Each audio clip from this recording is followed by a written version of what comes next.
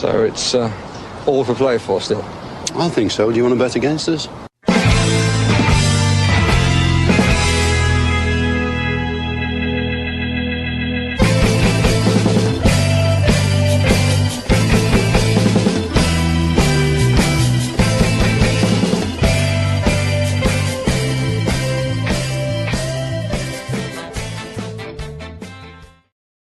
Hello, Aston Villa fans, and welcome to For the Love of Paul McGrath podcast. And I'm going to start this by saying that this is a podcast I don't want to do. I don't want to have to try and discuss, well, two reasons. Number one, I don't want to have to try and discuss Emi Martinez leaving, because I really don't want that to happen for a multitude of reasons. And also, I don't really know how to scout goalkeepers, but I'm going to give it a crack. So much so that I've actually contacted two people that I know, one of them in the scouting profession, one of them is an agent who likes to fancy himself as a scout. And I asked them, how the hell do I do this? And I'm not 100% sure. So I'm going to utilize this as an opportunity to grow my own skill set and see if I can maybe take a look at some goalkeepers. Now, I'm not going to reinvent the wheel here. And before anybody starts saying that, you know, I want this goalkeeper, I want that goalkeeper, I want Queven Kelleher, I want this, and so on. What I want to do with this is I'm going to make a little bit of a series of this over the next few weeks, maybe the next 10 days or so. And I'm going to scout leagues for goalkeepers I think may suit Unai Emery and what he wants to do. And also take a look at goalkeepers that we've been linked with. So it's specifically for this one here, we're just going to look at 4 La Liga goalkeepers that we've been linked with. Well, 3 of them we've been linked with, and one that we've been linked with historically as well previously. So that's how we're going to do it. And I would like any of your guys' suggestions for any players as well in any other leagues, whether it be Ligue 1, whether it be Serie A, whether it be whatever league you wish. Then we'll take a look at it. We'll try and make a little bit of a series of this. And essentially, the more goalkeepers I can look at, I can just see whether, you know, if I actually enjoy doing this. Because I didn't really enjoy the first batch that I did, basically because I don't. And like, it's okay to be fallible in these situations, like, because I've never really done this before. Anyway, let's get looking at some of these guys here. So, as always, in true trusted For the Love of Paul McGrath form, I do have some slides here. What we can see here initially on the slide here, we've got 3 people on the slide. We've got Alex Remiero, we've got Unai Simon, we've got Joan Garcia, and we also, who I didn't put on the thumbnail, is Andriy Lunin. So they're the 4 goalkeepers we're going to take a look at today. And we've been linked with all of them at one time or another. So let's get straight into it with the young goalkeeper, the young guy, the new kid on the block. We're going to get into it with Jean Garcia here. So he's 6'3". He's right-footed and he plays for Espanyol. What I want to do is I want to just want to kind of preface this, as I say.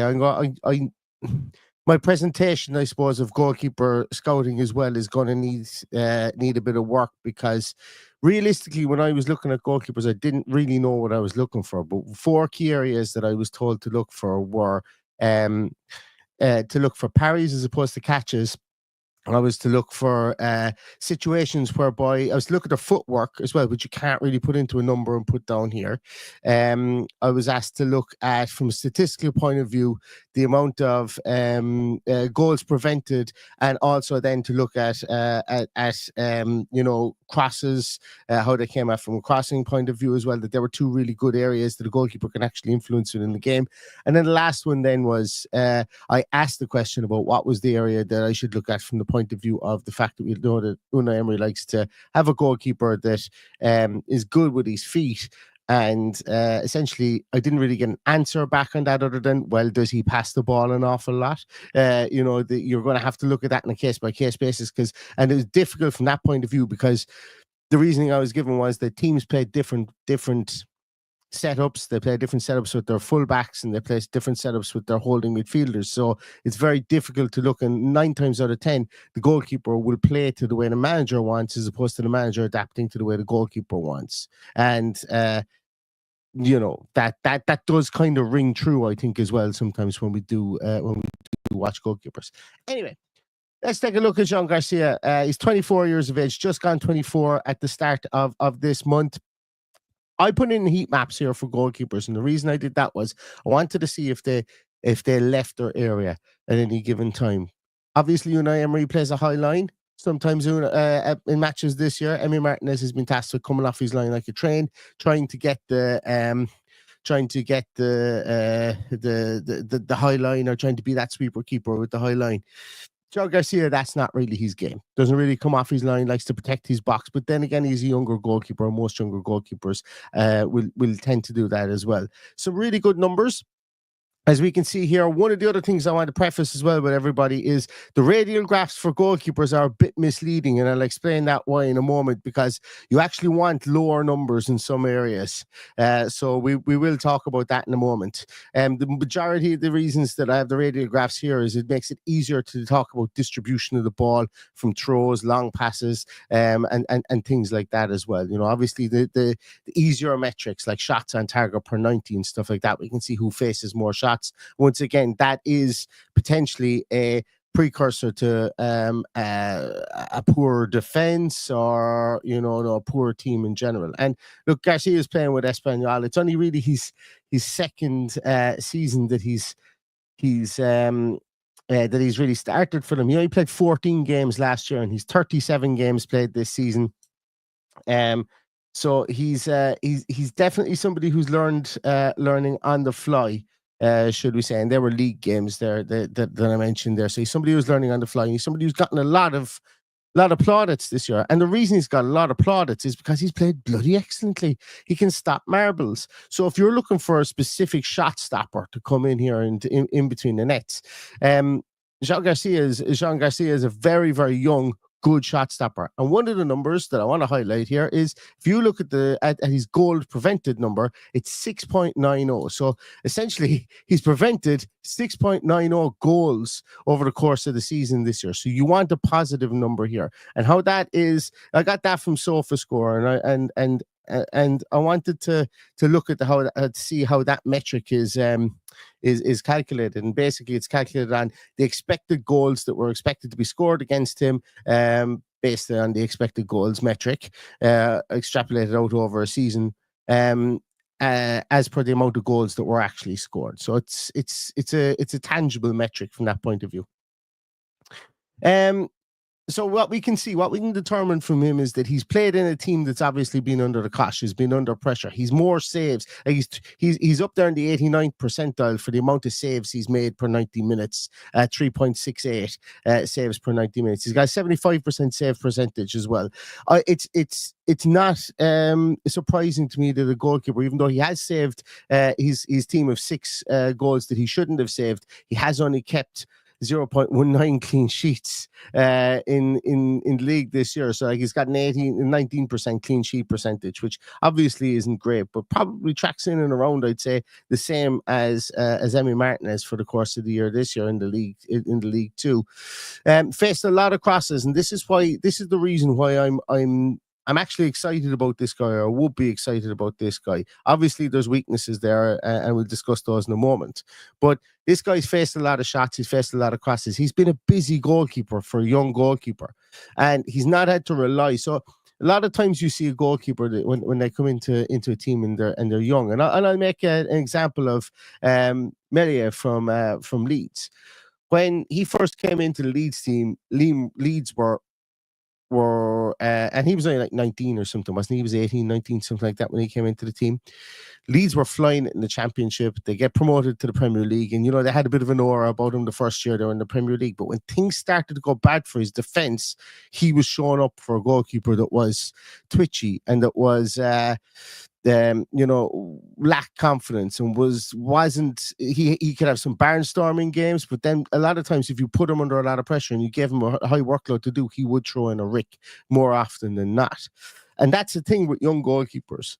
So while Joan Garcia has had a lot of work to do, as you can see here, he's faced 17.7 crosses per game and 3.86 saves. Like as I say, when you're looking at the percentiles of those, they're up there in the top in Europe.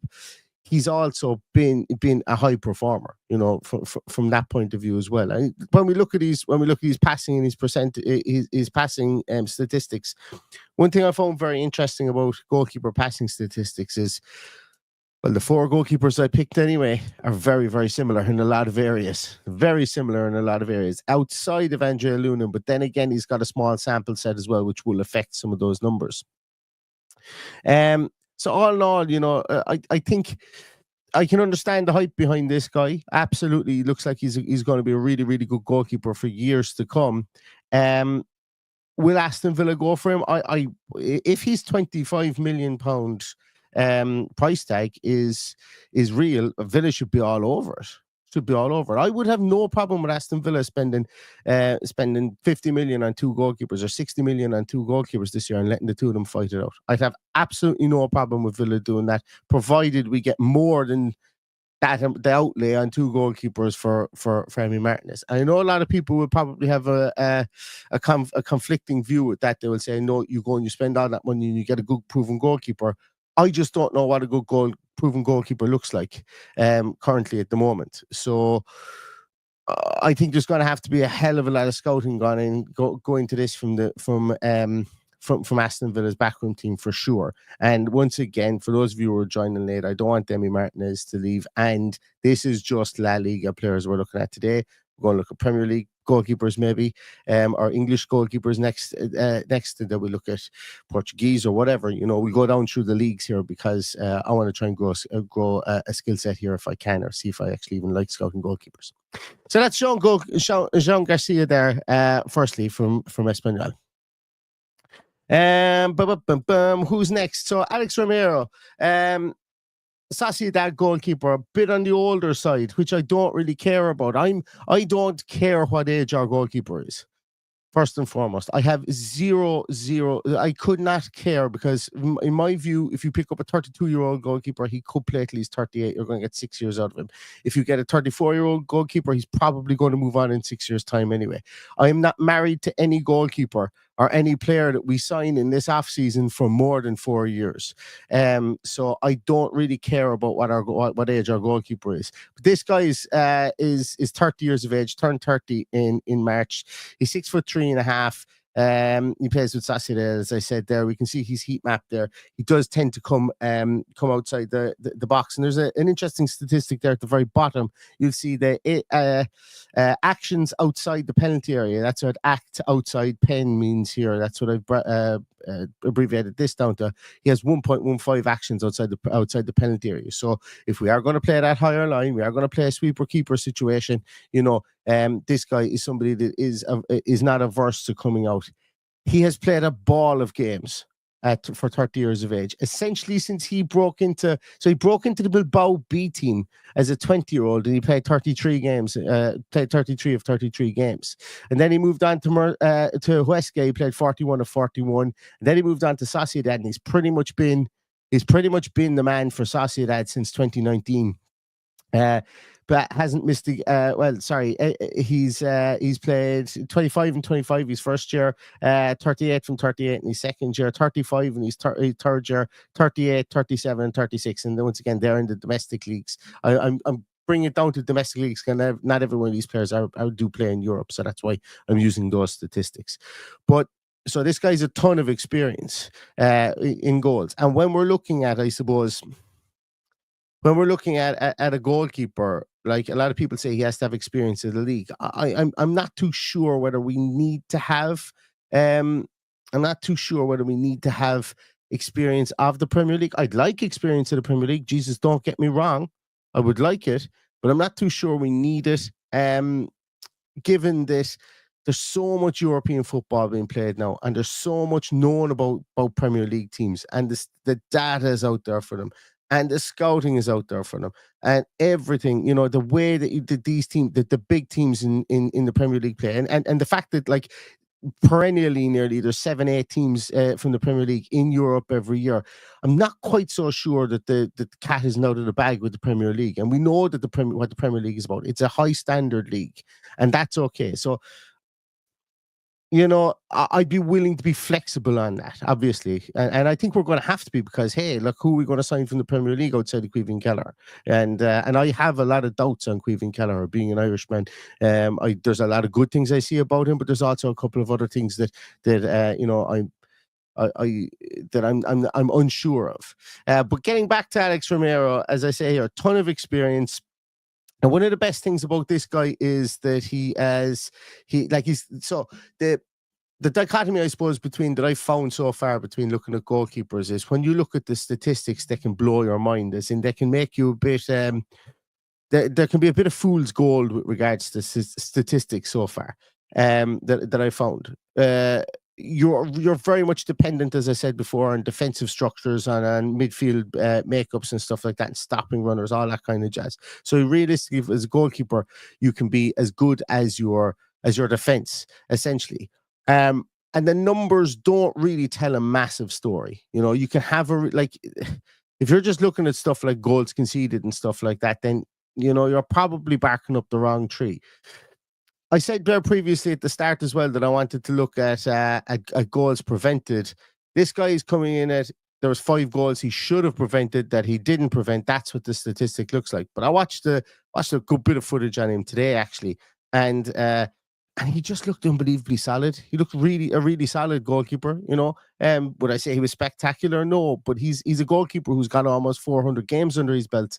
In all competitions, and throughout the course of his career, he's conceded his goals against per 90 is coming in about 1 goal per 90 minutes.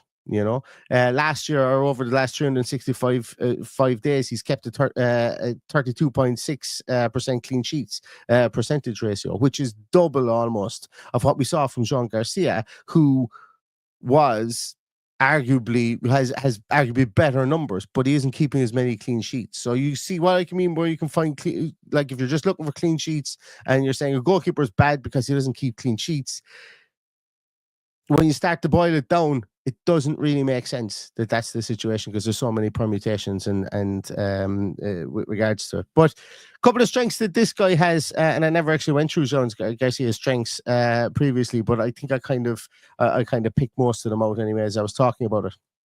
Alex Remiero, so he's a really, really good shot stopper. He's got really good reflexes. So he will block the ball when it comes to you, it comes at him. He's not a chocolate fingers anyway, for sure.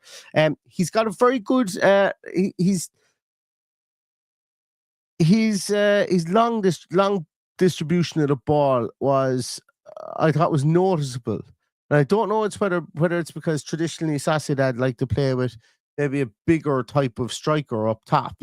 But he wasn't afraid to go long. And he was accurate, I suppose, more so than that, with his long balls. Long and intermediate level passing, I think it was very accurate. He had a quick release for his so if he claimed the ball, he was getting rid of it quick, and he was very good at setting up counter attacks from that point of view, finding teammates very, very precisely with those long balls as well. There was a very modern feel to how he was getting rid of the ball, should I say, and the fact that he's obviously honed that skill over a few years. What else did I find from him? He, once again, as I say, he seemed like a really solid goalkeeper. Didn't seem to have any concentration issues. Wasn't getting involved with people, that kind of a thing. So I would say kind of consistency and concentration was something that I wrote down here about him. He, as I say, he has had so many games, he's got so much experience that, if you are losing the experience of Emi Martinez, and you know what, actually, let me just see, I think he might have even played more games than Emi Martinez over the course of his career so far, but I'll check that up now in a second. But if you are losing that, and if you're worried about losing that that level of experience, this guy has experience. He's been in around the Spanish squad as well. He's played in European competitions, and it's that experience might be something that he's 30 years of age, all right, yeah, but that experience might be something that that they want to lean on, I think, maybe. Yeah, so he's played actually more games than Emi Martinez. Emi Martinez playing 306 games, and this guy's played 347 games in his career. So all in all, when I looked at this guy, I kind of, as I say, I felt an all round package. I felt safe, very safe with this goalkeeper. I would have no problem. Obviously, notwithstanding the rigors of the Premier League and coming into the league itself. Don't forget as well that we have a Spanish manager, we have a Spanish backroom team, we've got a Spanish goalkeeping coach, we have a Spanish centre half. I would say, we have had an influx of Spanish players. Having a Spanish goalkeeper, I don't know whether this guy can speak English. I would imagine he's got some level of English, but the only thing I suppose that would kind of take me, get me to kind of, I suppose, to have a second glance at a lot of these La Liga players is potentially the communication barrier. One thing that Emi is decent at is communicating, and we know that when Tyrone Mings is not in the squad or not in the first team, the communication levels can drop. So that's obviously something that there's no way that that we can kind of take a look at that and see and project that into where it's going to be in the Premier League or within this team. But all in all, and I don't mean that to be a derogatory or a negative statement, say I feel safe with this goalkeeper. This goalkeeper is a very good goalkeeper. He's a very good goalkeeper. He's playing at a high standard for a team who's expecting to play to have high standards themselves. And essentially, he's been pretty much a starter since he was 20 years old. So he's 10 years of football experience under his belt. So somebody we were linked with this earlier on this week as well, and it will be interesting to see if this one came to pass. I think one of the like I'm only speaking about strengths for these guys. One thing that I did write down on my piece of paper here for him was that I don't know what like when he came for crosses and stuff like that, he was good, but it was, I don't know, was it a case of he was one of these guys who kind of tried to, like, he never came and really. There was a couple of instances where Emi Martinez would have caught the ball. Like, I'll give you an instance. Emi Martinez, and I know it's difficult and I shouldn't be comparing him to Emi Martinez because there is only one Emi Martinez. But how many times have we seen an in-swinging corner go to the back post and Emi Martinez just goes back, catches it, and that's job done? And it's a difficult catch to make. You're backpedaling. You're expecting you're trusting your defenders to have cleaned out that area at the back post for you so that you can get to that ball at the back post. And Villa have, under Dean Smith, under Steven Gerrard, and under Unai Emery, have employed that tactic that if it goes to the back post, it's an Emi's ball all day long, and the defenders clear out that area. I saw this guy from in some instances like this. He would come and he was maybe late getting to that back post, and he would have to kind of flap the ball away or parry it away. When I say flap, I don't mean he flapped it and missed it. He'd have to parry it away. And I just think the confidence, I suppose, that Emi Martinez gives you catching the ball at the back post is something that we may not see from this guy. But then again, I did only watch 3 games of his, so it's a small sample set. So once again, and I'm not averse. This is my first time ever really looking at goalkeepers at any decent level. So it was just one thing I wrote down that stood out to me in a couple of in one of the games that I saw. Just kind of, I suppose, the discipline to get to his mark, specifically from corners and crosses, while he was under pressure or while the team were under pressure. So that's just something that I saw and just jumped out to me. Now, going to move on to the next slide here because I'm conscious of time and I know everybody needs to get to bed at some stage. If I had to sign a goalkeeper of the 4 that I watched, and I could only sign one of the 4 that I watched, or sorry, if I could sign 2, I'd sign Joan Garcia as well. But Unai Simon is a really, really, really, really, really, really good goalkeeper. He's just a really good goalkeeper. He's Spanish goalkeeper for a reason. I think he came in for a lot of criticism. Because he had a bad game against Croatia Was it against Croatia in Euro 2020? I think it might have been. So it was some time ago, but it was in one of the European competitions anyway. And he came in for a bit of criticism then. But he's obviously at, the Basque Capital Club in Bilbao.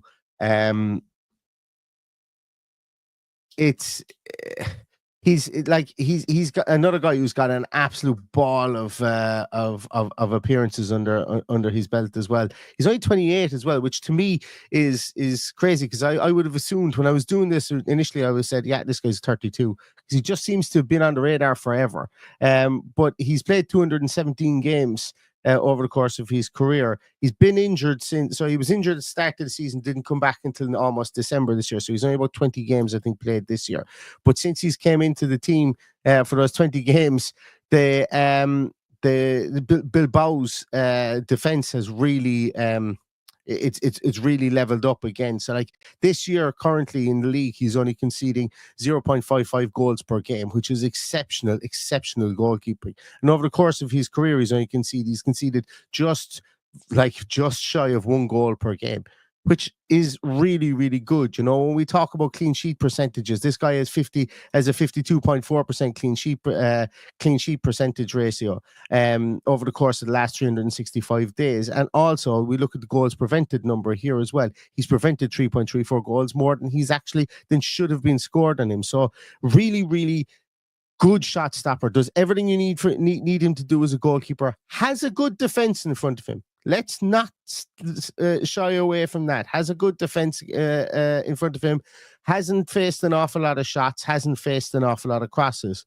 But whatever he's had to face, he's absolutely dealt with it. And when we get on to looking at, I suppose, his passing statistics, they're very much, they're very much average, because he's been given an average amount of work to do.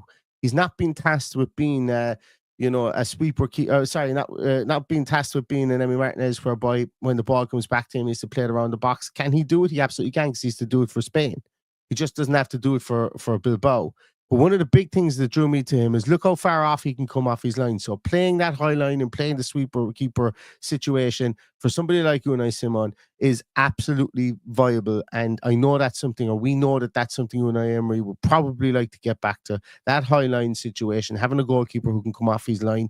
You know, Emi Martinez can do it. You wouldn't lose it if you were to sign somebody like Unai Simon.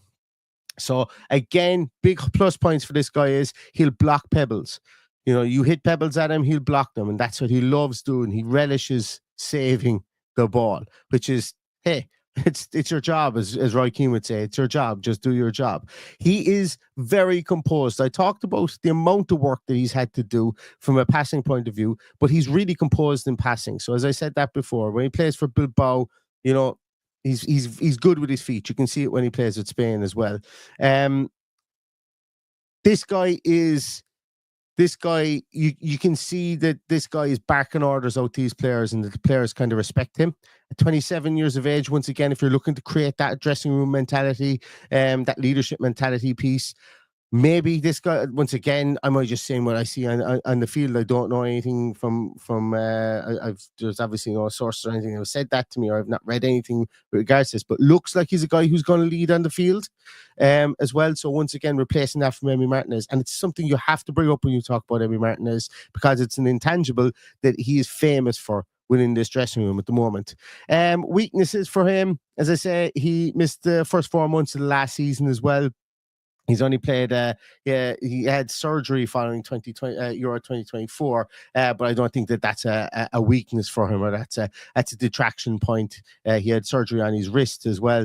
I mentioned about the game that he played against Croatia. I can't remember when it was. Maybe it was Euro 2020. I'm not 100% sure. He was a lot younger goalkeeper then. He was only 22 years of age.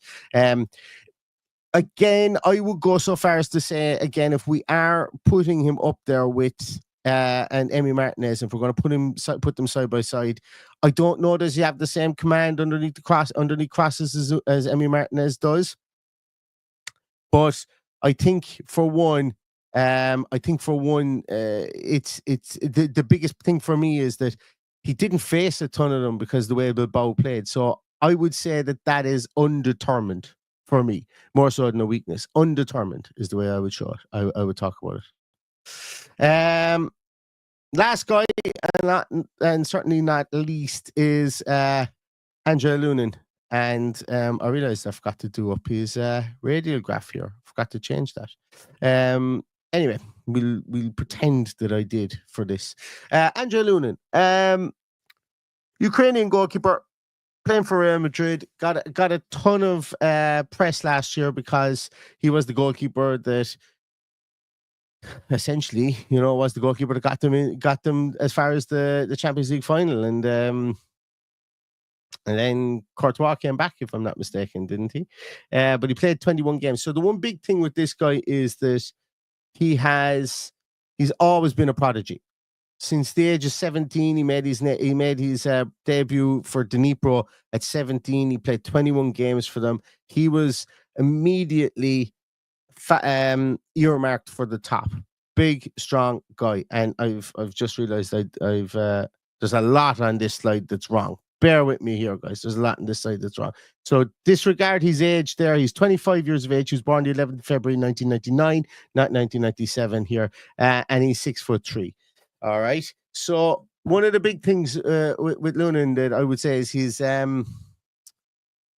his experience would worry me. The lack of experience. You're talking 26 years of age now, albeit. Look, is it the same career arc as Emi Martinez? He is behind an absolutely brilliant goalkeeper in Courtois. But getting back to it, he was earmarked to be a prodigy at 21 years of age, at 17 years of age when he played 21 games in the Ukrainian Premier League for Dnipro. And then he moved to Real Madrid when he was 19 years of age. And he's been with them since about 2018. He's been out on loan an awful lot of Oviedo, and was one loan where he played 20 games that season. They finished 15th in La Liga 2.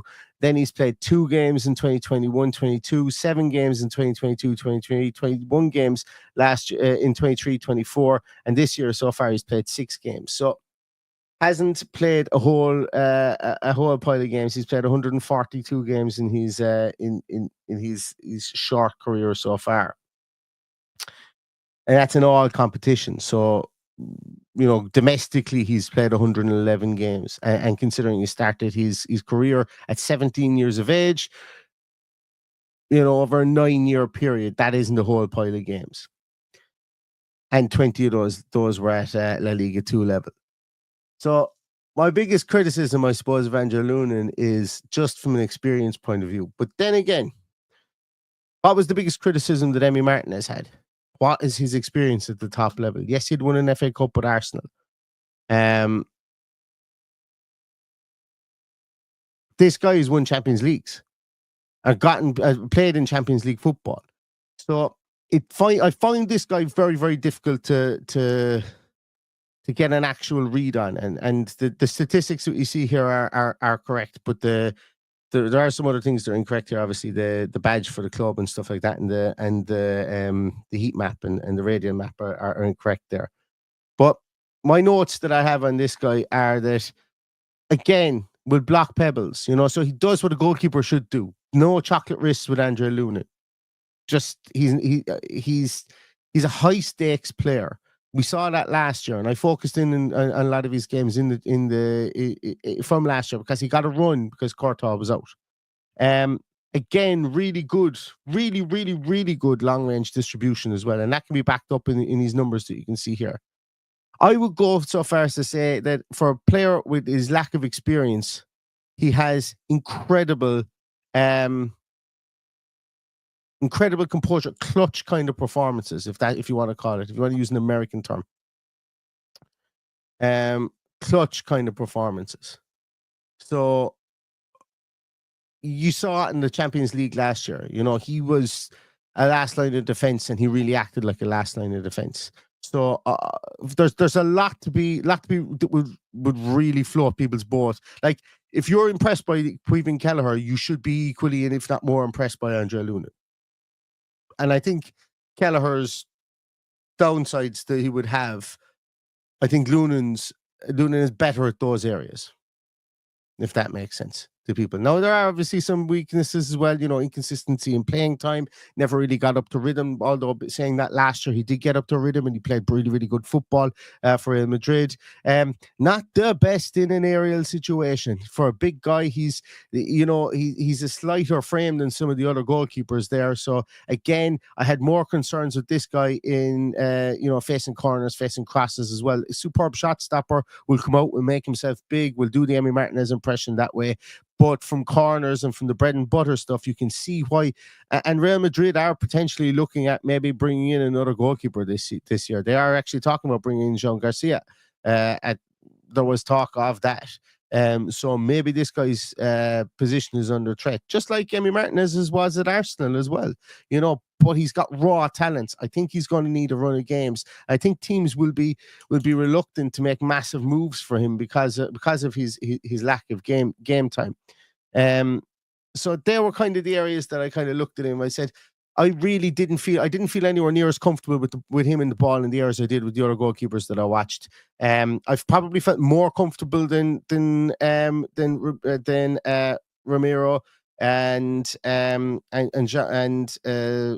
just Remiro. I probably felt more comfortable than him with regards to his ability to stop shots, and his positioning and stuff like that. But of the four players that I've looked at there, I think that he would be the one I would be most. It would be intriguing because we've seen the least amount of him. And if you are going and you are looking to replace all the intangibles that Emi Martinez brings, I don't know, does this guy bring that dressing room piece? Does he bring the rah-rah mentality? Does he bring the not just the human shield in the fact that he stops the ball and the goals, but Emi Martinez takes a lot of pressure off other people because he doesn't mind the pressure being heaped on himself as well. And that's a trait that you can't buy. Of all the players that I've seen and that I looked at, I think Unai Simon would be the one of the four that I looked at there. That if they had a chance to steal him away, if Unai could get in a plane to Bilbao, go back to his Basque roots, do his best Basque, look into the eyes, not around the eyes, and be able to hypnotize Bilbao into selling us Unai Simon.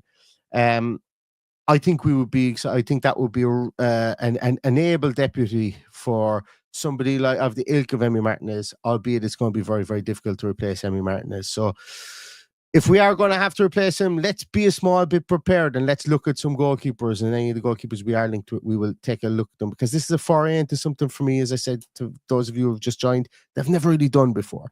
So if nothing else, I just get to see whether I like it, whether I'm able to do it. And if I am, I'll continue to do it. If I'm not, I will definitely give it up, because so far I didn't really enjoy watching goalkeepers, but may have to over this coming off season. I see. I didn't even have the comments open. I'm so sorry, guys. Jesus, I was wondering why it was so quiet there. I didn't even look at it. Let's take a look at some of your comments there. So a lot of people asking what. I suppose let's have a little conversation around actually Emi Martinez in itself. I think Sunday will have a lot of bearing on Emi Martinez. I don't think this. I wonder if it was a case of maybe he started crying because it was a case of, maybe this will be the situation that I may not play here again. I suppose all will become clearer after Sunday. But there's been no denial from the club. There's been no denial from the player. I think the only thing we've had that's really come out has been the Athletic piece that said that there is no firm contact, but there is contact, if that makes sense. There's been no offers, but there has been people sniffing around Emi Martinez. So I suppose we will see what we will see with regards to that. And if it does come to pass that one of our spiritual leaders of our team does end up moving on to pastures new, well then, look, let's just take a look at some goalkeepers. And I have no problem wasting my time doing this. Is in if he stays, I have wasted time putting these together. I have absolutely no problem doing that. If he stays, that's a win-win situation, I think, for me as well. Or else as well, Conor Munro says Polish keeper. That was the guy from Nice that was linked today. I actually have him on my list to take a look at tomorrow, because I've got two French guys already that I've looked at. So we'll be looking at him as the third. And if anybody, and I think somebody put in there, I saw it there a moment ago about Yeah, so Ryan Phillips looking at the Real Madrid backup goalkeeper. Diogo Costa from Porto. Yeah, we can pop him in. Chevalier, that's I've done a piece on him. He was brilliant against us for Lille, and he's so highly thought of. Like, there's going to be teams that are going to be emptying the Brinks truck for him. Wouldn't be surprised to see him instead of the guy we saw there for Man United in goals, Onana, because I read somewhere that Man United were going to push the boat out for Lucas Chevalier, but as I say, a fine goalkeeper as well. Johnny Fitz is asking how much do I think Bazunu will cost. Hard to know, actually, because he was on loan at Standard Liège. He had a bad injury, then he had a bad injury, then he went on loan at Standard Liège, and I think he had another injury. So just don't know if he's anyway fit, but would be interesting to see what he would cost, given what the last 2 or 3 seasons have been for him. But obviously, he wouldn't be my number one goalkeeper coming in for Villa, because just has too much to prove, obviously. But a goalkeeper that was really kind of hitting his, I suppose, more than hitting his stride with both Ireland and Southampton prior to some of the injuries that he's had. Or else, tell us the important stat. How many first shots does he concede? I don't know is the answer. But that is a statistic that I just don't have time to find out. But it is a very relevant statistic given what we've seen this season for sure. Or else are we? Or else yeah, I've got actually, Connor, you're right there. Garcia's price drops to 15 if they are relegated. I did read that today. How true that is, I don't know, but we will see. Where else are we here? Wouldn't be surprised. Richie Ryan, if this happens, it would be absolutely incredible business out of Aston Villa. Richie Ryan says here, just for those listening in the audio podcast, wouldn't be surprised to see Oblak swap with Atletico Madrid. I don't think it would happen. I think it would be Oblak's sale replaced by Emi Martinez. But Christ, if Villa could swap Emi Martinez for Oblak. I just think it's something that you have to consider. If Emi Martinez needs to leave, and if there's a PSR way that when you swap one player for another and you can write off the values of the players, or if there's 2 separate deals, or if we buy, like, technically, if let's say we get Oblak for less than we end up sending Emi Martinez for, I think it's something that the club would absolutely consider, and they would consider it very, very heavily, because Oblak's a brilliant goalkeeper. Really, really good goalkeeper. I would have, and I know that the Emi Martinez to Atletico Madrid talk has intensified, but I never actually thought. I completely forgot all about what are they going to do with Oblak. So that's why I'm kind of got a bit excited when I saw that, because, like, what do you do? I would imagine they'd probably end up selling him to somebody. You know, there is a Man United out there that will be looking for a goalkeeper. So it would be interesting to see what would happen there. But Little J says, is it confirmed Emi is leaving? No, it's not, but this is just, let's prepare and hope that prepare for the rainy day and hope it never rains. I think that's what that's what this is all about as well. And plus, I've never, as I said before, if you just joined, I've never really scouted goalkeepers before. It's not something that I've never done any courses on it or anything like that. So this is complete DIY stuff here. The other guys, when I'm scouting normal players, I've done some courses on that before. So I am coming from a point of kind of enjoyment on it. As I say, I'm not sure whether I like doing goalkeepers, so this is kind of me trying to scratch a niche here with this one if I can. Where else are we as well? Time for, where are we? Where else? Is there anybody else there? Yeah, Maluka is asking to take a look at Milinkovic-Savic at Torino. Absolutely. I think he was at Man United before. I think he was a Man United U player before. But yeah, very, very good player. Octopus Prime is saying it's too soon. It is too soon. I'm ripping off the band-aid with this one for myself. I'm surprised I haven't cried yet. But it may never happen, as I say. This may never happen. Where else are we here? I'm going to scroll down here. Where else are we? Yeah, I think, guys, if you guys do have any any suggestions for goalkeepers in the French league that you want me to take a look at, I'll only be kind of curtailing it to about 4 goalkeepers for each league, but pop them through to me and I'll try and take a look at them. The next one of these will probably be up on Saturday morning, I would say, because I'm going to be speaking to a Manchester United fan. He's based in the Midlands. He does work with Midlands Radio, and he actually commentates on quite a lot of Villa games. His name is Paddy Silk. You may have seen him on the podcast here before. So he's going to be coming on tomorrow night for a short little chat on